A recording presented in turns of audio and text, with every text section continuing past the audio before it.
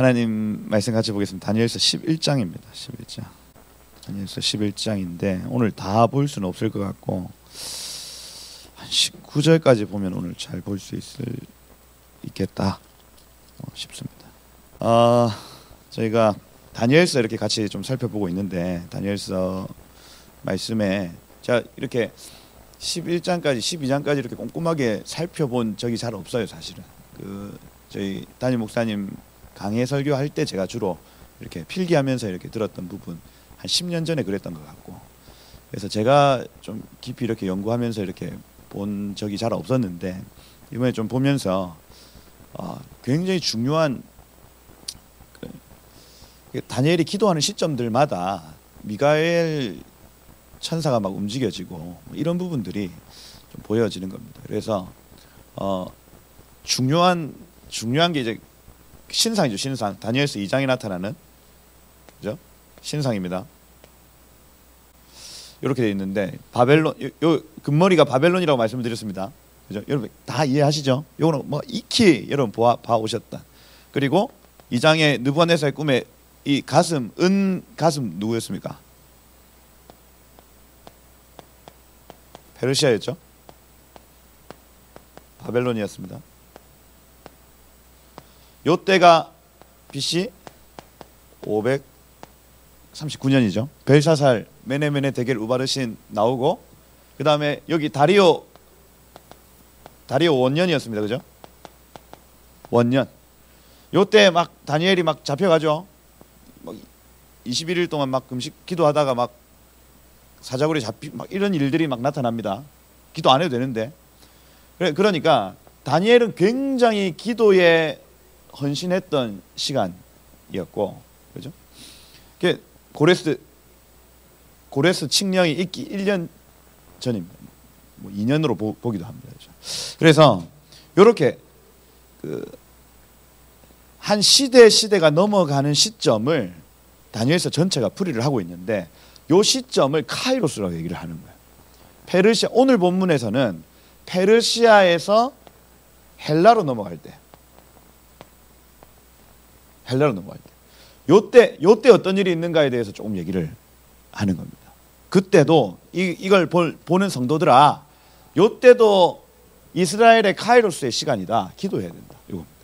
그래서 세계 패권국가가 바뀔 요때에, 요 사이에 어마어마한 어떤 영적인 진동이 있을 것인데, 요때는 성도들의 기도를 통해서 하나님의 뜻이 나타나거나 내지는 적 그리스도가 나타난다. 이 얘기를 하는 거예요. 성도들이 어떻게든 여기 기도를 해야 된다. 요 경계선. 그래서 제가 지난 시간에 얘기할 때 지난 10장에 다니엘서 10장에 바사 왕의 군주와 헬라의 군주가 서로 막 치고받고 싸우는 얘기들. 그러니까 하늘에서 영적 전쟁이 있었다는 거예요.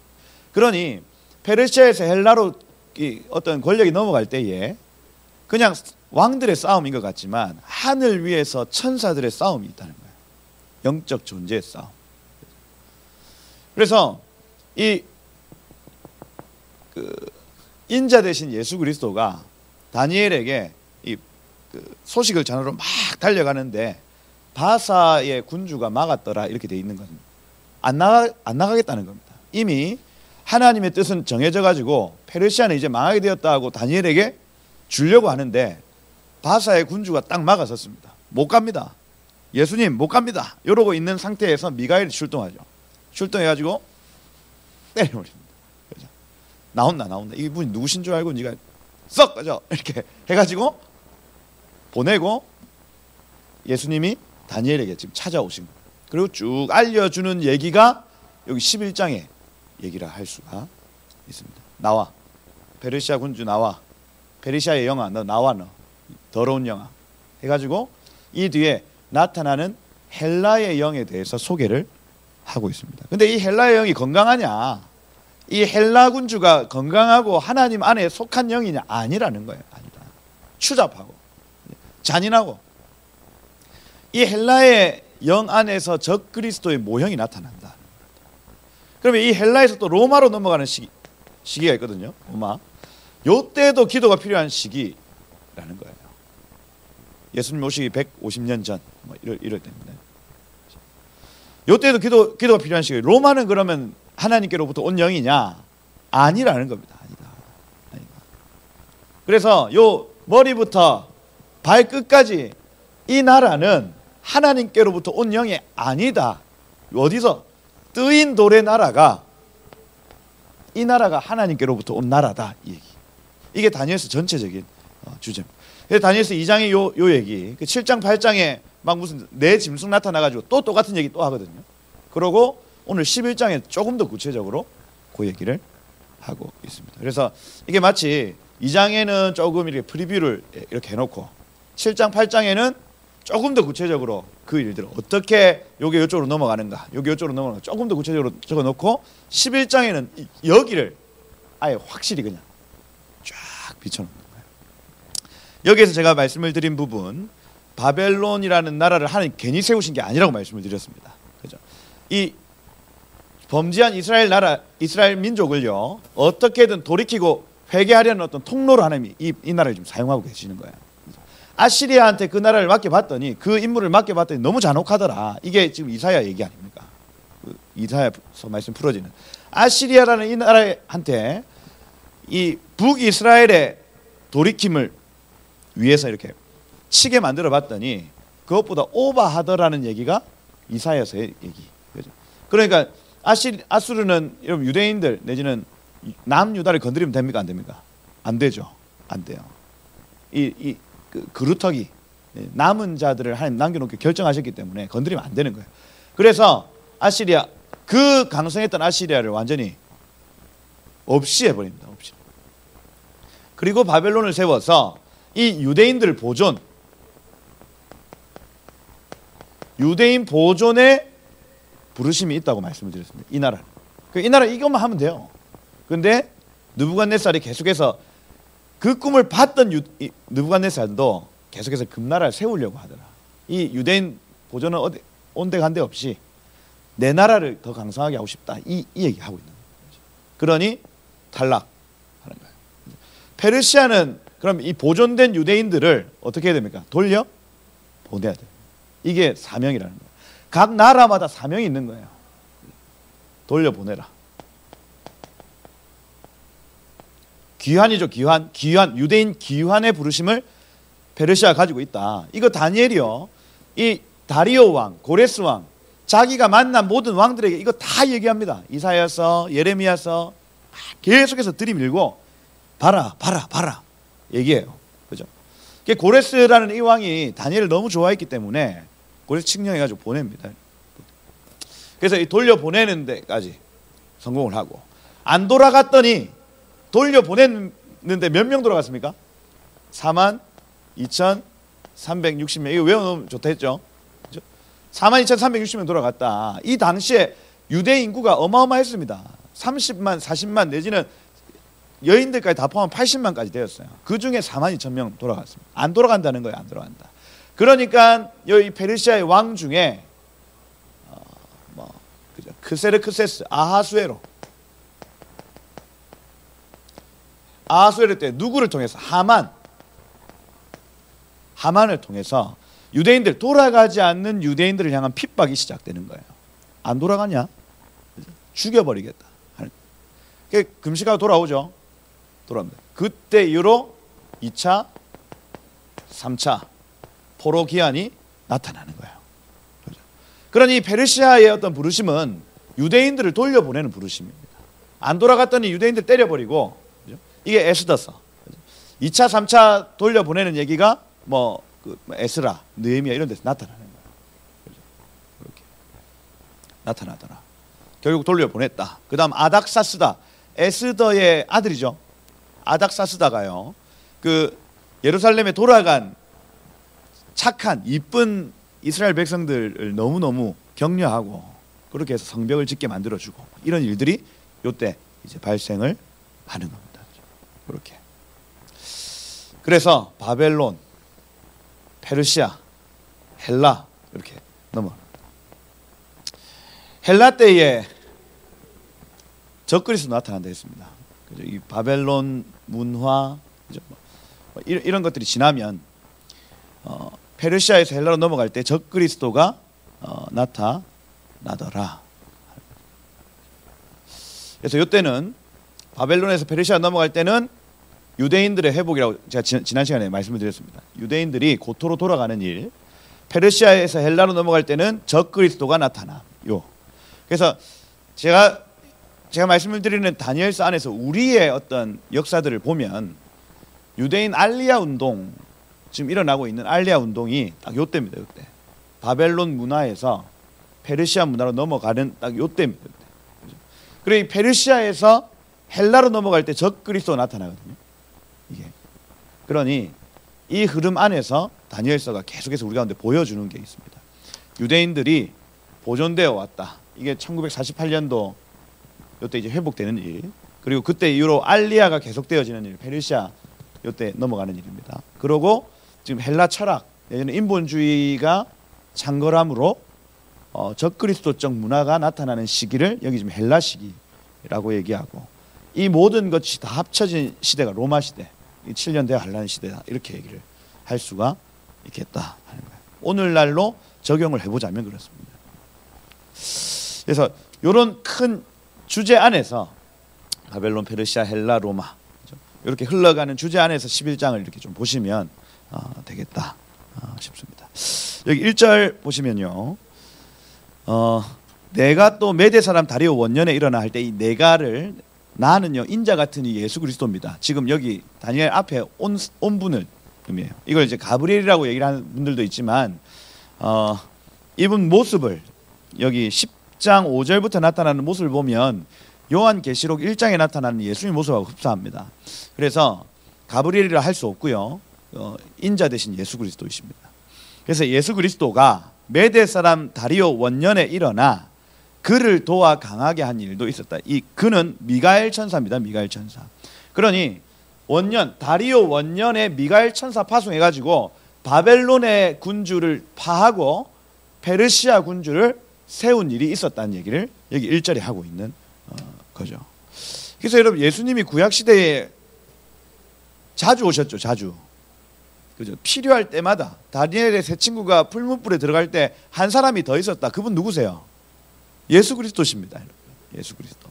그 다음에 다윗이 막 전쟁을 하러 갔는데 나무 위에서 발걸음 걷는 소리, 샤부작 샤부작 발걸음 걷는 소리가 들리거든. 그때 기습회를 할 때 그 사부작 사부작 누구세요?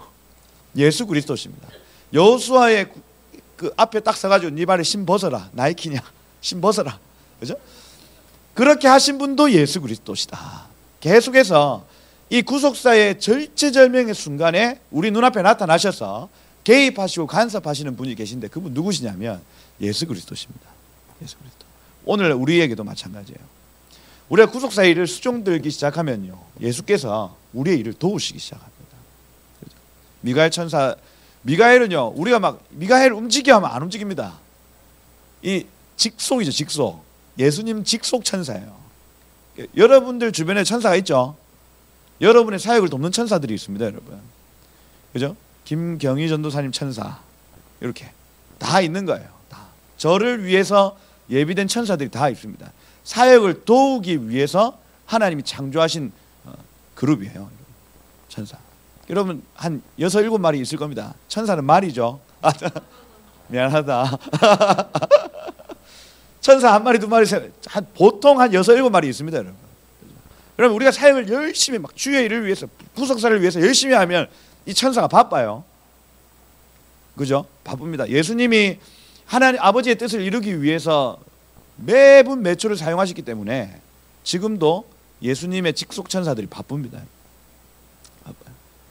그래서 우리가 가브리엘을 온나 하면 안 옵니다. 이게 막 중세 때 이런 토론과 논쟁이 엄청나게 많아요. 미가엘 천사는 언제 움직이는가? 우리가 뭐 할 때 움직이는가? 막 금식할 때 움직이는가? 그게 아니에요. 예수님이 가라에 움직입니다. 걔네들은. 예수님 직속입니다. 여러분. 그래서 이 얘네들은 어마어마하게 바쁜 애들인데 언제 세계 역사 속에 나타나냐면 성도가 구속사의 일을 기도할 때나, 그리고 이 구속사의 일들이 겹쳐질 때, 뭔가 새로운 시간으로 들어갈 때에 가브리엘과 미가엘이 움직입니다. 막 마리아에게 가브리엘이 나타나가지고, 야, 그러니까 가브리엘은 주로 성경에서 개인적으로 찾아갑니다. 미가엘은 주로 이 영적 전쟁할 때 찾아갑니다. 개인적으로 뭔가 할 말이 있을 때는 가브리엘, 미가엘이 오면 무섭잖아요. 개인적으로 뭘 얘기를 하려는데 이런 애들 막 근육질 애가 와가지고 하면 제가 뭘 잘못했나요? 이렇게 할 거 아닙니까? 그러니까 가브리엘이 와가지고 마리아야 이러면서 이렇게 하는 겁니다. 하는 거다. 그래서 이 예수님이 구속사에 개입하신다. 지금도 마찬가지다. 제가 이걸 계속 보는데 지금은 이 미국 무슨 해양 세력과 대륙 세력이 지금 꽝 부딪히는 지점이 있어요. 이걸 이제 그 지진이 일어나도 이렇게 지진이 이렇게 진앙지가 있습니다.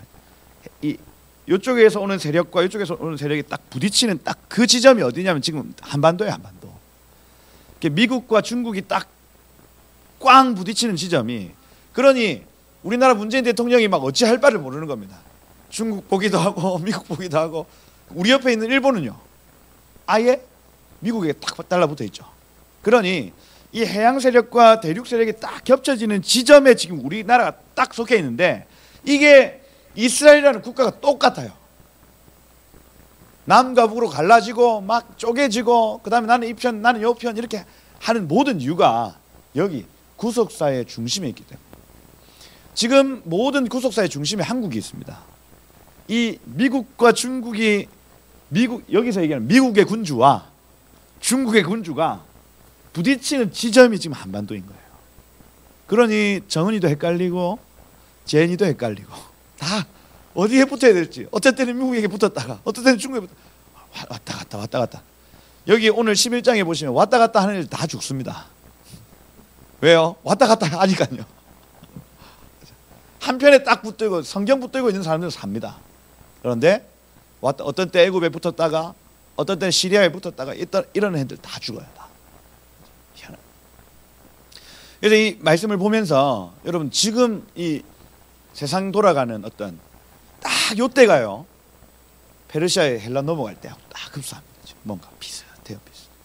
누가 누구를 배반하고 부정이 나타나고 이런 일들이 나타납니다. 요때는 여러분 가브리엘과 미가엘이 움직일 가능성이 굉장히 큽니다. 굉장히 강한 움직임이 있을 거예요. 연계했어요. 그런데 기도하는 사람들은 아마 볼 겁니다. 볼 거고, 그죠? 기도해야죠. 기도하고. 이런 어떤 패권 전쟁의 중심에 남북 통일 문제가 지금 달려 있습니다. 그를 도와 강하게 한 일이 있었다 하는 거죠. 그리고 BC 539년에 일어난 바벨론에서 페르시아로 넘어가는 그때에 미가엘이 했던 일이 있었다 하는 겁니다. 그와 똑같은 일이 또 발생할 거다 하는 거예요. 2절에 보니까요, 이제 내가 참된 것을 내게 보이리라 할 때, 참된 건 에메트거든요. 에메트, 진리입니다. 진리다. 진리는 뭐냐면 저희 담임 목사님 늘 얘기하시는데, 모든 사람에게 동일하게 적용되는 게 진리입니다. 그죠? 나에게는 적용되는데 집사님한테는 적용이 안 되는 거는 진리 아니에요. 진리 아니에요. 모두가 동일하게 적용을 받는 걸 진리라고 얘기를 하고, 그리고 언제나 동일한 걸 의미합니다. 그러니까 우리 아버지한테 하나님이면 나도 나한테도 하나님. 이게 이제 진리라는 거예요. 그러니 이건 진리인데, 그래서 이 진리의 개념 안에 예언의 이중성체 들어있습니다. 무슨 얘기냐면, 이건 한 번 일어날 일이 아니라 계속해서 반복적으로 일어날 일이라는 거예요. 이게 진리의 개념이에요. 성경은 진리죠. 믿으십니까? 성경에 나타나는 일들이 우리 가운데 반복적으로 나타납니다. 이게 진리의 뜻이에요.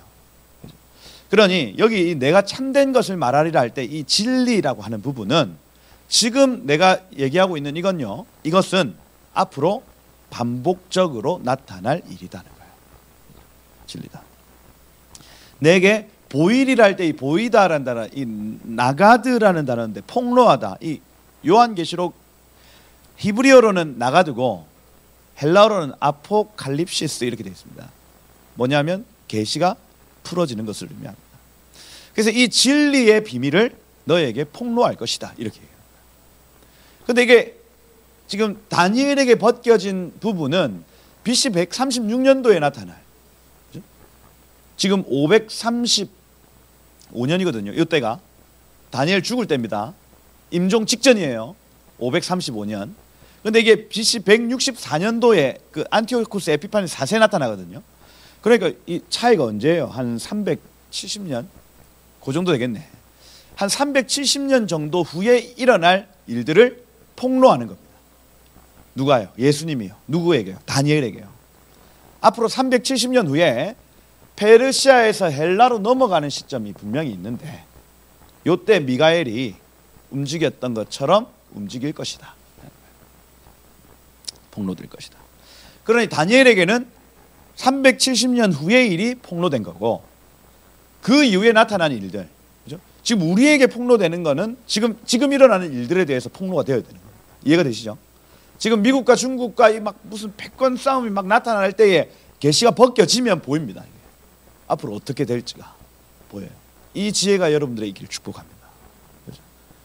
성경을 보고 신문을 보고 성경을 보고 신문을 보고 이 계속해서 비교하는 게 비교. 도대체 지금 성경 안에서 어떤 진리가 지금 이 시대에 풀어지고 있나를 계속해서 살펴보는 거예요. 그러고 그때 참된 성도는 어떻게 행했나를 보고 그대로 하는 거예요.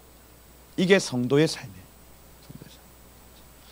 그러니 다니엘서 이런 내용들을 좀 꼼꼼하게 살펴볼 필요가 있습니다. 우리 이 국제 정세 좀 볼 때에 살펴볼 필요가 있다. 내게 폭로하리라. 보라. 희네라는 단어. 그래서 이 희네라는 단어는 하나님이 자신감 있을 때 늘 보라. 이건 확정된 것을 보라. 이렇게 합니다. 희네. 바사에서 페르시아에서 또 새 왕이 일어날 것이요. 다리오 1대 왕. 2대 왕 누구예요? 페르시아. 고레스. 그죠? 지금 딱 요때입니다. 고레스 때 앞으로 네 왕이 더 일어날 것이다. 그래서 3대 왕이 여러분 많이 캄비세스 들어보셨어요? 안 들어보셨구나. 캄비세스라는 왕, 그 다음에 그 뒤에 스메르디스라고 있습니다. 요거는 알아 놓으시면 좋습니다. 스메르디스, 그죠? 스메르디스. 그 다음 5번째 왕이 다리오 1세입니다. 이 다리오는요, 메대의 왕의 칭호죠. 우리나라 대통령 하는 것처럼 왕의 칭호입니다. 그래서 요때는 이 사람의 진짜 이름이 안 나타나고 그냥 다리오로 적어졌고, 요때는 요 고레스 캄비세스 스메르디스는 바사, 메대 바사 할 때 바사 출신으로 쭉 왔고, 여기 다시 메대 출신이 올라왔다. 요 얘기 하는 거. 이해가 되시죠? 그래서 요 다리오하고 헷갈리면 안 된다. 다리오는 대통령과 같은 왕의 칭호다. 이렇게 얘기해요. 다리오 1세 이렇게 들어간 거고, 그러고 여러분 잘 아시는 크세르크세스가 6번째 왕으로 나타납니다. 크세르크세스. 성경의 언어로 하면 뭐예요? 아하 수에로 이렇게 됩니다. 그죠? 그래서 요때에 새 왕이 더 일어날 것이고, 요 얘기입니다. 새 왕이 더 여기 2절, 그죠? 것이고, 그 후 넷째는 그럼 누구 얘기하는 거예요? 크세스 이렇게 얘기해요. 크세르크세스. 이해가 되시죠? 이 사람을 강조해놨어요. 새 왕은 뭐 그냥 그럭저럭 잘 지냈다. 근데 그 넷째가 굉장한 놈이다. 요때 뭐 어떤 구속사적 일이 있을 것에 대한 예언을 하는 거죠. 굉장한 놈이다. 그 후 넷째는 그들보다 심히 부요할 것이며, 그가 부요함으로 강하여진 후에는 모든 사람을 충동하여 헬라 왕국을 칠 것이요. 요때에는 막 헬라를 쳐야 되겠다는 생각들을 잘 안 하다가 요 다리오 왕 크세르크세스가 태어나가지고 막 잘하고 있을 때에 다리오 왕이요, 요 앞에 있는 왕, 이 왕이 처음으로 헬라 아테네를 침공하려고 합니다. 아테네 침공. 근데 이 성공에 실패해요. 실패하죠. 이게 여러분 유명한 마라톤 전투 기억하시죠? 그 아테네까지 오기 직전에 저 멀리서 그 헬라의 군대들이 가가지고 이 사람들하고 막 싸웠단 말이에요. 근데 다 전멸했는데 쟤네들도 더 이상 못 견디고 도망하더라. 마지막 한 놈 남은 놈이 42.195km 뛰어가지고 이겼노라 이렇게 한 거 아닙니까? 그래서 다리오가 이때 졌습니다. 그리고 이 마라톤 전투에서 다리오가 사망해요. 사망. 그렇죠? 이 사망 사건을 계기로 크세스 자기 아들이 열 받습니까? 안 받습니까? 아버지의 원수죠. 모든 무협 영화의 시작은 아버지를 죽인 원수를 죽이겠다. 이거 아닙니까? 그렇죠? 그래서 힘을 키웁니다. 바로 전쟁하지 않아요. 막 헬스하고요. 그다음 저 인도 구스 127도를 다 막 정복해가지고 힘을 가득 키우고 배에 막 코끼리를 실어가지고 막 갈 정도의 어떤 전력을 만들어 놓고 시작을 하는 전쟁 시작했다. 모든 사람을 충동하여 헬라 왕국을 칠 것이며 한 번만 친 게 아니고 막 오만 하여튼 스토리가 다 있습니다. 이겼다가 졌다가 이겼다가 졌다가 뭐 살라미스 해전 뭐 이런 얘기들 여러분 아마 들어보셨을 거예요. 이겼다 졌다 하다가 막판에 마지막 영끌이라고 하죠. 영혼까지 끌어서 마지막 한 방으로 내가 이기겠다 하고 이렇게 끌어가지고 했는데 그죠? 지는 거죠. 지는 거. 집니다. 헬라 왕국을 칠 것이며 쳤는데 전쟁에서 패하게 되더라 하는 거예요. 근데 성경은 여기 다니엘서는 계속해서 장차 한 능력 있는 왕이 일어나서 이렇게 돼요. 일어나다라는 단어는 미완료 수동태 형태로 되어 있기 때문에 누군가 일으켜 세워주신 것을 의미합니다. 계속해서 한 왕이 나고 지고 가요. 그 왕이 잘나서 이루어지는 게 아니라 하나님이 세우시고 하나님이 패하신다. 하나님이 세우시고 하나님이 패하신다. 이게 다니엘서 2장 20절에 나타나는 전체적인 주제 안에 있는 겁니다. 그래서 요 11장이 다니엘서 2장 20절을 정확하게 얘기해 주는 장면들을 할 수가 있어요. 장차 한 능력 있는 왕이 누구냐면 알렉산더 대왕입니다. 헬라하고 전투 이렇게 했어요. 근데 헬라가 이겨버렸네요. 이겨버렸어요. 그 이전까지는 헬라라는 나라는 섬나라입니다. 섬나라. 그러니까 바벨론 여러분 다 아시잖아요. 그죠? 모르나? 그래 다 안다고 얘기하면 가르칠 필요가 없지. 그죠? 그죠? 모른다는 개념 하에 여기가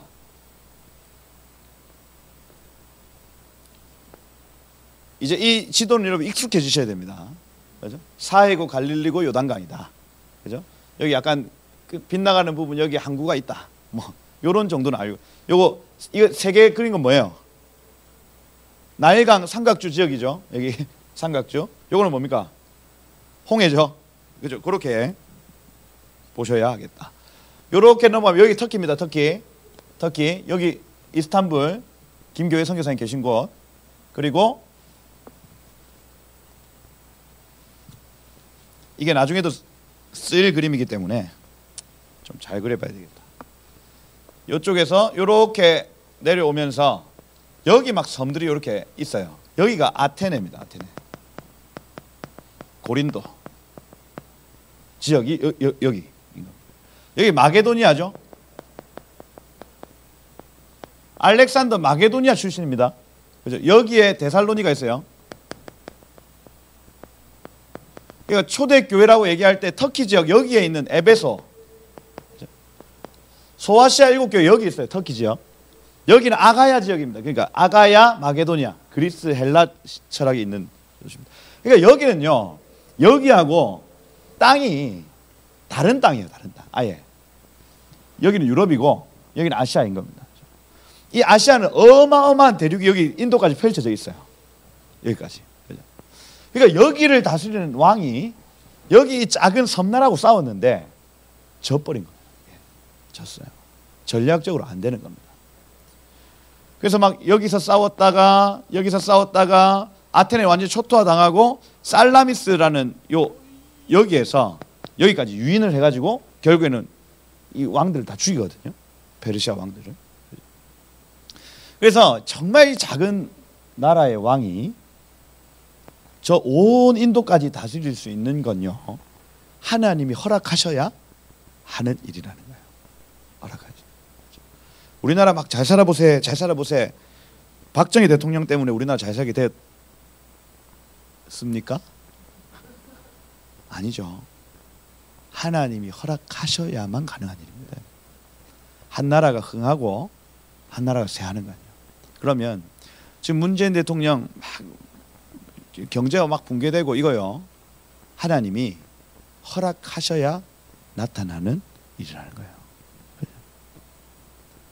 이게 다 왕들이 세워지고 패하고 요 개념 가지고 계셔야 된다. 그러면 우리가 기도할 때 이게 적용이 됩니다. 그죠? 우리가 기도할 때 와, 이 모든 일이 하나님 뜻 안에 있으면 하나님 왜 이 일을 주셨죠 하고 물어야죠. 그리고 이 모든 일들의 근원을 딱 밝혀내고 그 일들을 중보하기 시작하는 거예요. 이게 지금 교회가 해야 될 일이라는 거예요. 그렇다. 장차 한 능력 있는 왕이 여기에서 일어납니다. 마게도냐에서 일어난다. 일어나서 큰 권세로 다스리며 자기 마음대로 행하리라. 이 알렉산더 20살에 딱 왕이 돼가지고 12년 만에 32살까지 인도를 정복해 버립니다. 여러분 20살에 뭐 하셨어요?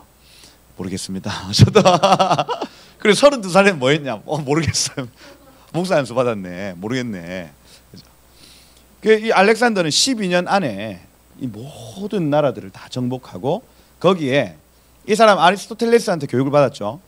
그리고 그 받은 교육대로 도시들을 짓기 시작하는데 알렉산드리아라는 도시들을 여러 군데 짓고 거기에 이제 헬라 철학이나 자기가 생각하는 인본주의적 완성을 각 도시마다 이렇게 펼쳐 놓습니다. 이 틀에 의해서 로마 제국이 연결합니다. 도시를 연결하는 길을 만들어 놔요. 그러면서 여러분 이 길이 만들어진다고 하는 건요, 서로 소통을 하는 것이고 각자들 간의 소통 내지는 경제인들 간의 소통을 통해서 나라가 훨씬 더 완전히 새롭게 바뀌어지는 역사들이 나타납니다. 그러니 로마가 길을 닦고 소통의 역할들을 이렇게 해주니 나라가 막 강성해지는. 그 전까지는 알렉산더가 지어놓은 여러 도시들이 띄엄띄엄 떨어져 있었어요. 그리고 이것이 서로 융합이 안 됐습니다. 각 도시마다 어떤 잘하는 산업 내지는 잘하는 학문 이런 것들이 다 달랐어요. 떨어져 있는 상태에서 로마라는 나라가 나와가지고 길을 만들어 줬더니 그때 사람들이 왕래를 하기 시작하고 편지가 돌고 이렇게 하면서 학문적으로 내지는 경제적으로 이것들이 폭발하게 되어지는 거예요. 그 모든 틀을 닦았던 왕이 알렉산더 왕이에요. 대왕 대자 붙이요 왜 그러십니까? 세종대왕 왜 대왕입니까? 세종이지. 그죠? 알렉산더라는 겁니다. 알렉산더. 그죠? 그렇게 보셔야 되겠다. 12년 만에 어마어마한 도시들을 건설하고요. 그죠? 인도 구스까지 이 사람은 사명이 있었습니다. 내가 배운 아리스토텔레스에게 배운 이 정치 철학을 온 세계에 가르쳐 줘야 되겠다. 이 사명 때문에 쉬지도 않고 잠도 안 잤습니다. 그러니까 잠 안 자면 되는데 다 이 밑에 있는 부하들도 같이 잠을 안 자고 같이 간 겁니다. 그러니까 나중에 이게 나라가 네 개로 쪼개지죠. 아들 죽고요. 오늘 그 얘기 나오는 겁니다. 그래서 인도까지 그 플라톤의 국가나 아리스토텔레스의 정치학 이런 부분들을 가르치려고 이 사람이 막 끊임없이 밤에 잠도 안 자고 정복 전쟁을 하더라. 그렇게 마음대로 행하리라. 그 성경은 이렇게 평가하죠. 자기 마음대로 행했다. 자기는 나는 사명이 있다. 성경은 지 마음대로 행하더라. 이겁니다. 사전에 보니까 그러나 그가 강성할 때에 이 BC 323년입니다. 323년. 그의 나라가 갈라져서 천하 사방으로 나뉠 것이나 있죠. 네 군데로 나뉩니다. 그의 자손에게로 돌아가지 아니할 것이요. 이렇게 되어 있습니다. 그래서 여기 요 마게도냐 지방, 요 지방을 카산더 들어보셨어요? 카산더라는 사람이 다스리고, 여기 소아시아 요 지역을 리시마쿠스라는 장군입니다. 장군. 카산더 장군, 리시마쿠스 장군, 그리고 여기 시리아 지역 요쪽 여기에 셀류커스 장군입니다. 장군. 그죠? 그리고 요쪽 지역, 그 애굽 그리고 아프리카 지역을 프톨레미 장군이 다스리는 겁니다. 그래서 가장 애매한 부분이 요런 지점이죠. 요런 지점. 여기는 어떤 때는 프톨레미가 다스렸다가 어떤 때는 이 셀류커스가 다스렸다가 이렇게 하는 지점이라는 거예요. 그런데 카산더라는 이 사람이 알렉산더 대왕의 13살짜리 아이를 죽여버립니다. 그죠? 죽여요. 그러니까 이 사람 나쁜 사람이라고 얘네들이 다 뭐라 하겠죠. 제일 먼저 정복당합니다. 그죠? 둘이 연합해가지고 얘를 없애버려요. 그리고 둘이 이렇게 동맹관계, 이렇게 여러분 뭐 결혼을 하면 싸우지 않습니까? 싸우거든요. 동맹관계 이렇게 맺어봤더니 여기서도 트러블이 생기네. 그죠? 자주 보면 싸웁니다. 그렇게 하다가 리시마쿠스 지워집니다. 이렇게 됩니다. 그래서 셀류커스가 요 전체를 잡아먹게 돼요. 이거를 성경에서는 북방왕이라고 얘기해요. 이렇게 되는 거예요. 그죠? 이렇게. 그리고 프톨레미는 남방왕, 이렇게 됩니다. 요 둘의 싸움. 그러니까 요런 그 정치적인 어떤 분쟁 지역이 없어진 거죠. 여기는 오직 한 분쟁 지역만 남았는데 여기인 거예요. 여기. 이 약속의 땅 여기만 남아 있더라. 이걸 이스라엘이라고 얘기를 하죠. 네, 이스라엘입니다. 그렇게 그죠? 나누어질 것이나 그 자손에게는 돌아가지 아니할 것이요. 아들 죽여버렸죠. 13살짜리 아이 죽여버리고, 또 자기에게 주장하던 권세대로 되지 아니하리니, 그러니까 자기 생각대로 안 됐다는 겁니다. 알렉산더 대왕의 생각대로. 그죠? 그래서 여러분 그 헬라 철학 이런 책들을 읽어보면 탁월하거든요. 근데 그 책대로 안 됩니다. 아멘이시죠? 여러분 인문학, 철학 책은 완벽하거든요. 근데 그 책대로 못 산다니까요. 누굽니까? 공자, 왈, 맹자, 왈. 책 좋죠? 그것대로 살 수 있을까요? 없을까요? 안 된다니까요. 그것대로 통치하는 사람 없습니다. 군자가 나오기 어렵다. 한 사람 1000년에 한 번 나올까 말까요? 그런데 속으시면 안 된다. 물론 참고해야 된다. 뭐 인간관계나 이런 거 참고해야 되는데 자기가 주장하던 권세대로 안 된다. 이는 그 나라가 뽑혀서 그 외에 다른 사람들에게로 돌아갈 것이기 때문이다 하는 거죠. 이게 지금 헬라의 초기 때 나타나는 일들입니다. 그리고 두 번째 시즌 넘어가죠. 이렇게 그 페르시아가 정리되고 그 다음에 알렉산더가 쫙 다 깔아놨습니다. 그리고 그 다음 텀으로 넘어가는 거예요. 남방 왕들은 강할 것이나 이렇게 되죠. 그 군주들 중 하나는 그보다 강하여 권세를 떨치리니, 이 군주는 남방 왕들은 강하고 다른 군주들도 강한데 이렇게 그죠? 그 중에 하나는 그보다 강하여 권세를 떨치리니 이렇게 되어 있습니다. 그래서 이 남방 왕은 프톨레미고요, 애굽 지역입니다. 군주들은 4명 중 하나가 셀류커스입니다. 여기 셀류커스. 그보다 강하여 권세를 떨치리니 그 권세가 심히 클 것이요. 뭐 이런 역사들 다 설명할 수는 없지만은 본래는 프톨레미 여기가 하여튼 나일강 삼각주 지역에 막 풍부한 어떤 식량이나 고도로 발달된 어떤 그 알렉산드리아나 이런데 뭐 고도로 발달된 학문을 통해서 강한 국가가 되었죠. 그런데 요 옆에서 그러니까 옛날 바벨론 도시 중에 하나에서 안티고누스라는 사람이 반란을 일으키는데 이 반란 때문에 셀류커스가 여기 도망와가지고 여기에서 한 3년 종살이를 합니다. 여기. 그러면서 프톨레미가 여기 이 안티고누스를 쫓아내주고 다시 여기 왕으로 세워줘요. 이런 역사적 어떤 흔적들이 분명히 있습니다. 그러고 나서 이 일이 일어나거든요. 여기.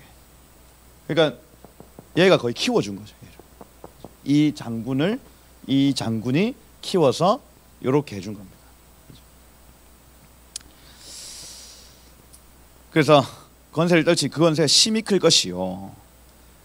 몇 해 후에 그들이 서로 단합하리니 이렇게 되어 있습니다. 그래서 이 프톨레미와 여기 셀류커스 왕 중에 하나인 안티오쿠스 2세입니다. 여기도 처음 애들은 다 죽고 2세인데 하여튼 왕의 이름을 계속해서 들으면 헷갈려요. 여기는 다 프톨레미 3, 4, 5 이렇게 가는데 여기는 셀류커스 3, 4, 5로 안 갑니다. 여기 안티오쿠스라는 단어 이 이름이 계속 붙어요. 이것들이 계속해서 왔다 갔다 하기 때문에 헷갈립니다. 헷갈려서 그냥 막 북방왕이라고 그냥 계속 생각을 하고 계세요. 이 이름 왔다 갔다 해도. 그렇죠? 저도 헷갈리더라고요. 그래서 안티오쿠스는 여러분 여기는 안디옥 있지 않습니까? 안디옥 선교의 전초 기지. 거기 도시 이름이에요. 도시 이름. 시리아의 안디옥 수도 이름입니다. 어쨌든 여기 지금 몇 해 후에 그들이 서로 단합하리니 할 때에 톨레미 2세하고 안티오쿠스 2세, 셀류코스의 이 사람의 아들입니다. 안티오쿠스. 단합하리니 곧 남방왕의 딸이 적어놓은 좋습니다. 베레니스. 그 애굽 출신이죠. 그러니까 흑누님입니다. 흑누님 베레니스 딸이 북방왕에게 가서 화친하리라 이렇게 되어 있습니다. 그래서 안티오쿠스 2세하고 베레니스가 결혼을 한 거예요. 근데 이게 문제가 있는 결혼이었죠. 왜냐하면 그에게는 아내가 있었기 때문입니다. 그래서 이 안티오쿠스 2세의 본처가 라디오스라는 여인인데 베레니스한테 밀렸습니다. 열 받습니까? 안 받습니까? 열 받잖아요. 그렇죠? 그래가지고 어떻게 했냐면 이 본처가 이뻤나 봐요. 프톨레미 2세가 죽었어요. 여기 화친 맺었던 이 아버지가 죽었단 말이에요. 자기 딸을 준 아버지가 죽었어요. 그러니까 본처를 불러옵니다. 불러와가지고 니 내랑 살자 한 거예요. 그러면 집안에 여자가 2명이 됐어요. 어떤 일이 일어날까요? 그리고 이미 쫓겨난 여인은 자기 아들하고 같이 쫓겨났기 때문에 지금 한을 품었습니다. 어떤 일이 일어나냐면 왕을 죽여버려요. 죽여버립니다. 그리고 그 여인도 죽여버려요. 이게 무서운 어떤 우리나라만 이런 사건이 있었던 게 아니라 여자가 한을 품으면 그죠? 큰일 납니다. 그죠? 바람 피면 안 돼요. 하여튼 이 라우디스가 다 죽여버립니다. 다 죽여버려요. 그죠? 복수의 칼을 갈고 남방 집안 사람들, 그러니까 저기 애굽에서 온 모든 신하들, 그리고 그가 낳은 아이들 다 죽여버립니다. 그 얘기 나옵니다. 여기 그러나 그 공주의 힘이 세하고 그 얘기예요. 그 본처가 와가지고 다 죽여버린 겁니다. 그 왕은 서지도 못하며 건세가 없어질 뿐 아니라 이렇게 되어 있죠. 죽은 거예요. 왕 죽여버립니다. 그때 그 공주를 데리고 온 자와 그와 낳은 자와 그때 도와주던 자가 다 버림을 당하리라. 죽었다는 겁니다. 죽여버려요. 그러니까 여러분, 요 프톨레미 2세 자기 아들 있지 않습니까? 그러니까 여기 이 공주 베레니스의 오빠 얘기 들었습니다. 이 아버지 죽고 나서 자기가 다스리고 있는데 우리 동생 집안이 저쪽에서 박살났다는 얘기를 들어요. 열 받습니까? 안 받습니까? 열 또 받잖아요. 그 얘기가 여기 7절부터 또 나타나요. 그러나 그 공주의 본 족속에게서 난 자 중에 한 사람, 톨레미 3세입니다. 3세. 왕위를 이어 권세를 받아 북방왕의 군대를 치러 왔어 이렇게 되어 있습니다. 왜 쳤겠어요? 자기 누이 때문에 그래요. 여기 지금 셀류커스 왕조를 그죠? 치러 가는 거죠. 그의 성에 들어가서 그들을 쳐서 이기고 되죠. 그 신들 부어 만든 우상들 은, 금, 아름다운 그릇 다 노략해서 애굽으로 가져갈 것이다. 그래서 시리아 안디옥 점령해 가지고요. 그 신전 다 약탈해 버립니다. 그 안에 과거에 페르시아한테 뺏겼던 본래는 애굽에 있었지만 페르시아한테 완전히 다 뺏겼던 자기 우상들을 다 찾아옵니다. 이걸 금이환양이라고 얘기를 하죠. 예전에 몇백 년 전에 빼앗겼던 애굽의 신들을 되찾아오는 장면을 이 셀류커스 이 프톨레미 3세가 만들어내는 겁니다. 어마어마한 국력 내지는 국민들의 마음이 막 우와 우리 신들이 돌아온다 난리. 이때 처음 에피파네스라는 단어가 사용됩니다. 그러니까 안티오쿠스 에피파네스가 처음 사용한 게 아니라 요 신들을 회복시킨 이 프톨레미 3세가 들어올 때에 에피파네스 이렇게 얘기한 거예요. 에피파네스. 야 신이 오신다. 그렇게 해가지고 이 톨레미 3세가 완전히 그냥 이 나라를 장악해 버리죠. 가져갈 것이요 몇 해 동안은 그가 북방왕을 치지 않을 것이다. 불가침 조약을 맺었다는 이게 BC 240년도 일어난 일입니다. 치지 않을 것이다. 북방왕이 남방왕의 왕국으로 쳐들어갈 것이나 자기 본국으로 물러가리라 이렇게 되어 있죠. 그러니 자존심이 또 있죠. 한번 수도가 털렸어요. 열 받습니까? 안 받습니까? 열 받잖아요. 그러니 안 되겠다. 그 다음 해 바로 쳐들어가지고 땡 해봤더니 땡 하고 돌아온 겁니다. 땡. 그렇죠? 싸움이 안 되는 거예요. 싸움. 그래서 이때 이제 톨레미 그죠? 3세가 이겼다. 그죠? 10절에 보니까요. 그러나 그의 아들들이 할 때에 이 아들들은요. 여기 안티오쿠스 2세, 3세 이렇게 되어지는 거예요. 이 아들들이 전쟁을 준비하고 심히 많은 군대를 모아서 물같이 넘침같이 나아올 것이요. 그가 또 남방왕의 견고한 성까지 칠 것이다. 이렇게 되어 있습니다. 그래서 여기 지금 이 아들들 누구냐면 셀류커스 3세, 안디오쿠스 3세 이렇게 되어 있습니다. 이거 헷갈립니다. 이 아들들 둘의 이름입니다. 셀류커스 3세, 안티오쿠스 3세. 이렇게 막 준비해서 남방왕을 치는 거예요. 쳐요. 근데 이 싸움이 어디서 일어나냐면 바로 이 장소에서 일어나요. 이 장소에. 초토화되는 장면. 이 장소가. 이게 중요한 겁니다. 지금 얘네들의 싸움은 중요한 게 아니고 싸움의 장소가 어디냐. 과거에 1907년 이전에 청일전쟁, 러일전쟁 이거 다 어디서 일어났냐면 한반도에서 다 일어났어요. 이게 다 비슷하다니까요. 그때 하나님 얼굴을 구하고요.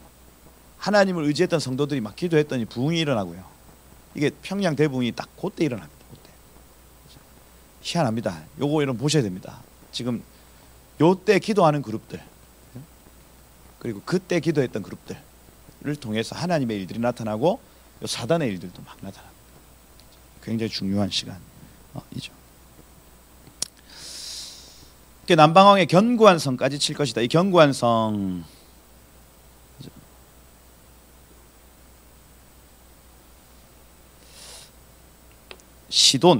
시돈이다.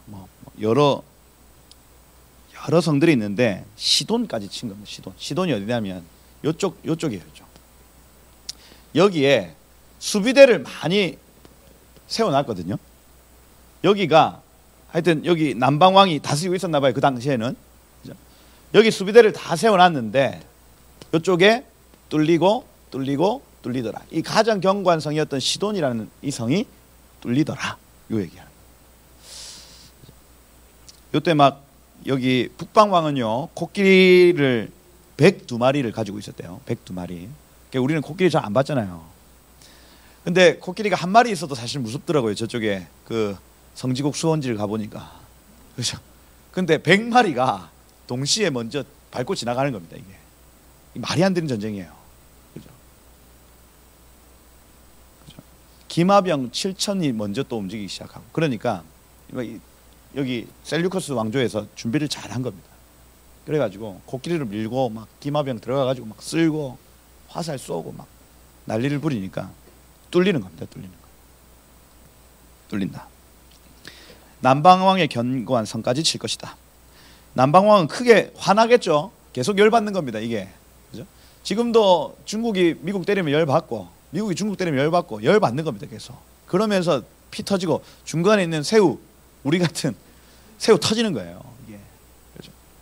크게 노하여 나와서 북방왕과 싸울 것이라 하는 거예요. 이 싸우는데 저그 땅에 싸우지 남의 나라 땅에서 계속 싸우는 거예요. 북방왕이 큰 무리를 일으킬 것이나 그 무리는 그의 손에 넘겨준 바 되리라. 그러니 남방왕이 이긴다는 거죠. 이겨버립니다. 프톨레미 4세 승. 이게 2년 동안 계속 이어진 전쟁입니다. BC 219년부터 218년 팔레스틴에서 일어난 2년 전쟁이라고 하는 겁니다. 북방왕은 대패합니다. 대패. 못 이기는 거예요. 12절에 보니까 그가, 이 남방왕입니다, 큰 무리를 사로잡은 후에 그 마음이 스스로 높아져서 포로 수만 명을 엎드려 드릴 것이다. 1만 7천 명을 대학살시킵니다. 그죠? 본래 포로 잡으면 죽이면 안 되거든요. 이게 이제 그 과거로부터 그 인본주의가 시작된 전쟁으로부터 포로는 딱 잡으면 죽이면 안 됩니다. 협상 카드로 딱 잡고 있는 거예요. 그런데 죽여버립니다. 다 1만 7천 명 죽여버려요. 그 세력은 더하지 못할 것이요. 그래, 그 마음이 스스로 높아졌다는 얘기에 여러분 주목하셔야 됩니다. 남방왕을 하나님 이기게 하셨는데 이 왕이 스스로 마음이 높아져서 어떻게 했냐면 일단 대량 학살을 했다는 거고, 두 번째, 여기 유대인 땅에서 제가 전쟁을 했다고 말씀을 드렸는데 유대인 땅에 있는 성전 안에 들어가려고 했습니다. 이 사람이 성전 안에 들어가려고 했고 이거를 제사장들이 막았어요. 제사장들이 막았더니 제사장들을 코끼리로 밟아 죽이겠습니다. 이게 스스로 높아져서. 그리고 그때 이후로 열받아가지고, 유대인들한테 왜 열받았냐? 성전에 못 들어가게 해서 그래요. 너희들 도대체 저 안에 뭐 감춰놨어? 문 열어봐. 제사장들 목숨으로 막았습니다. 못 들어갑니다. 막았어요. 이 새끼들 야 코끼리로 깔아버려 한 거예요. 그래도 막 발표도 얘네들이 못 들어간다고 막 으아 했습니다. 못 들어가게 했어요. 결국 안 들어갔습니다. 열받았어요. 어떻게 했습니까? 유대인들을 노예 삼아라고 칙령을 내립니다. 이게 스스로 높아져서의 뜻이에요. 남방왕 애굽이 그러면 됩니까? 안 됩니까? 애굽이 자기 부르심이, 그죠? 이 사람들 도와주고, 그죠? 보호해줘야 되는데 그 부르심 잊어버리고요. 제사장들 막 집 밟고요.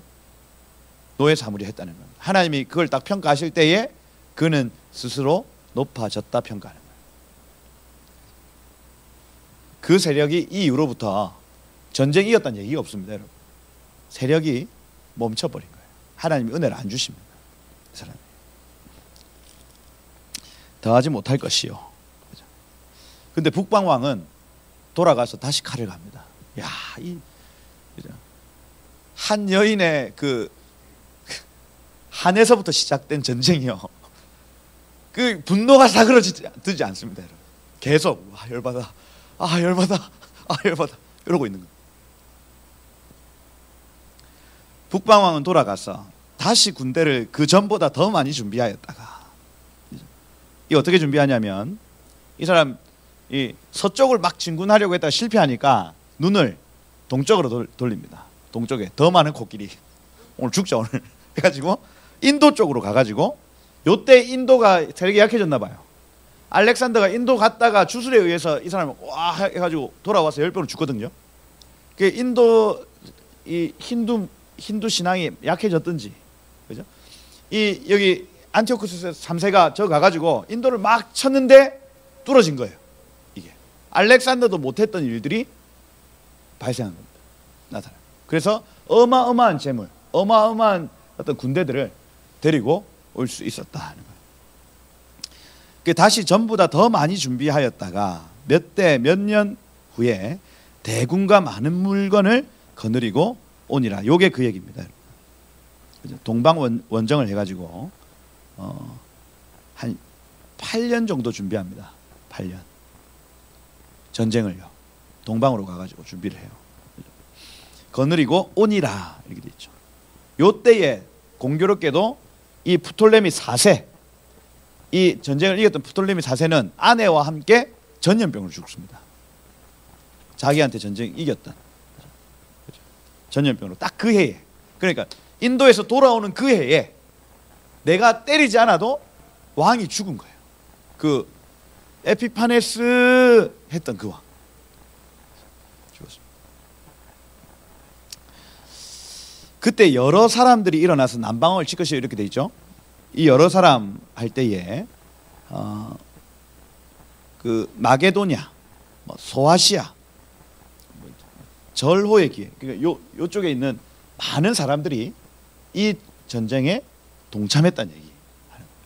저 위에 있는 사람들. 남방 왕을 칠 것이요. 요때에 프톨레미 5세거든요. 그 아들, 아까 전염병으로 죽었던 사람의 아들입니다. 요때 나이가 7살. 전쟁 합니까 못합니까? 못하죠. 그만큼 통치력이 없는 겁니다. 못해요. 남방을 칠 것이요.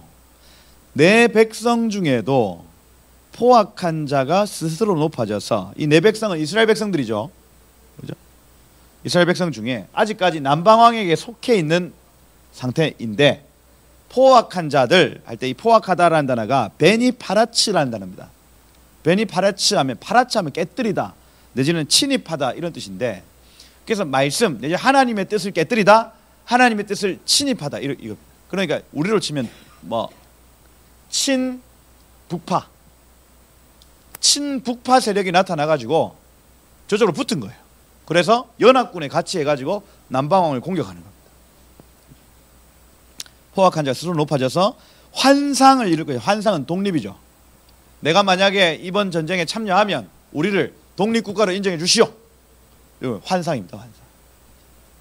인간적인 힘으로 해결해 보려는 시도인 거예요.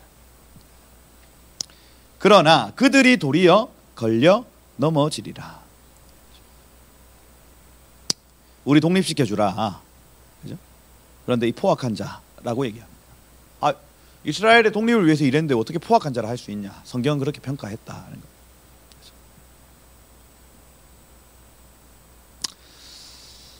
넘어지리라. 이에 북방왕은 와서 토성을 쌓고 견고한 성읍을 점령하고, 이게 이제 시돈 지역입니다. 시돈 지역. 그 다음에 제가 말씀을 드린 대로 요런 도시들이 가이사랴 빌립보 가보셨죠? 그 왜 전사님 가이사랴 빌립보 그 신전 있고 그런 데가 다 그 군사적 요충지라는 거예요. 시돈, 가이사랴 빌립보 이런 지역들.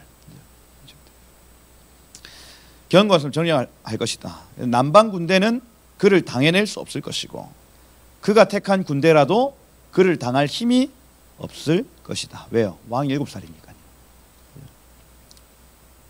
오직 치는 자가 와서, 그 안티오쿠스 3세입니다. 그 8년 동안 힘 기른 3세가 자기 마음대로 행할 것이니 그를 당할 자 없겠고, 그는 영화로운 땅 어디예요? 예루살렘이죠.